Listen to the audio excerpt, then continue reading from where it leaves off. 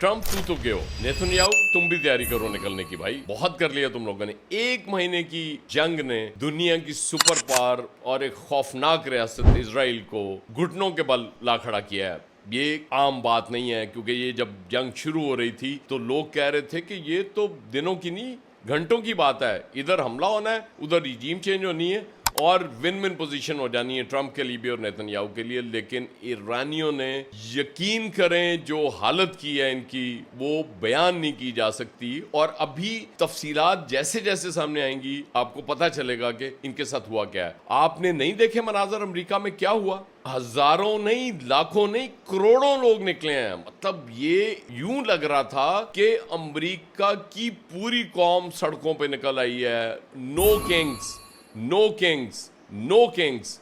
वो ट्रम्प से कह रहे हैं कि तुम्हारी डिक्टेटरशिप हमें कबूल नहीं है, तुम्हारी शहनशाहियत हमें कबूल नहीं है, कि हम जमहूरियत हैं और जमहूरी मुआशरों में तुम जैसे लोगों की कोई जगह नहीं है। डोनाल्ड ट्रम्प ईरान पे हमला, गुफ्तगू उनकी आप जिस तरह की आजकल कर रहे हैं वो आपके सामने है।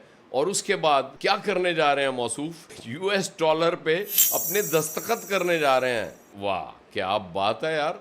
मतलब वो तो डोनाल्ड ट्रम्प ने ये समझ लिया कि मैं चूंकि बादशाह हूं ना सिर्फ दुनिया का बल्कि अमेरिका का। दुनिया में तो चलें बहुत से कमज़ोर मुल्क हैं जो उन्हें बादशाह मान भी लेते हैं, उनकी तारीफ भी कर देते हैं और उन्होंने की भी है, बहुत ज़्यादा तारीफ भी कर देते हैं। लेकिन अमरीकी अवाम ये बर्दाश्त नहीं कर सकते थे।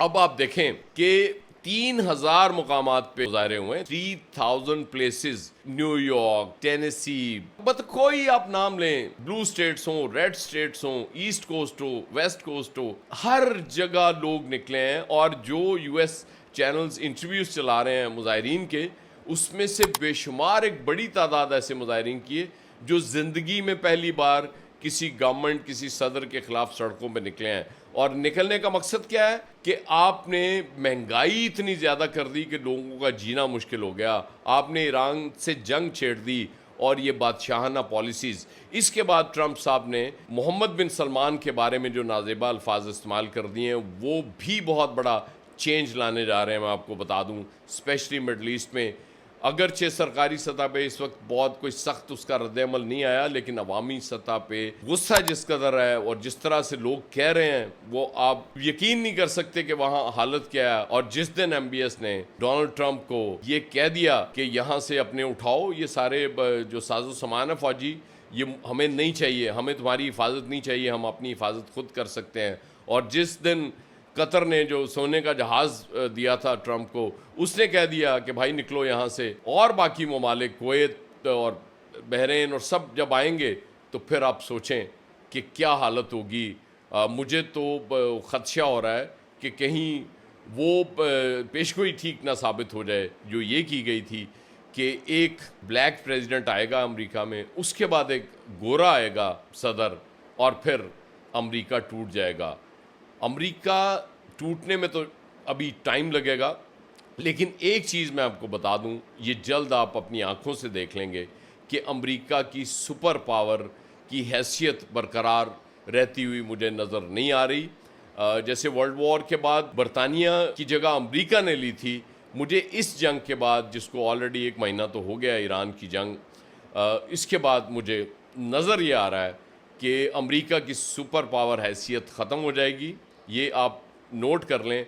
और ये भी आपको याद दिला दूं कि ये मैं आज नहीं कह रहा, आपसे बहुत अरसा पहले कहा था कि डोनाल्ड ट्रम्प और नेतन्याहू दोनों फारिग होंगे।